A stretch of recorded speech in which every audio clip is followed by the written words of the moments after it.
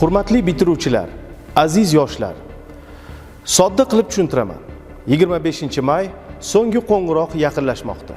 Shu kuni barcha maktablar, bitiruv oqshomlari o'tkaziladigan maskanlar, avtomobil yo'llari, hatto mahallalarda ham ichki ishlar organlarining yuzlab xodimlari sizning xavfsizligingizni ta'minlash uchun kuchaytirilgan tartibda xizmat olib borishadi. Qo'shtirnoq ichidagi ayrim odatlardan bu gal voz keching. Avtomobil boshqarmang. Baribir ushlab olishadi. Hayotingizda bir marotaba bo'ladigan unutilmas kunni bayramona kayfiyatda o'tkazing. Qora dog' tushirmang.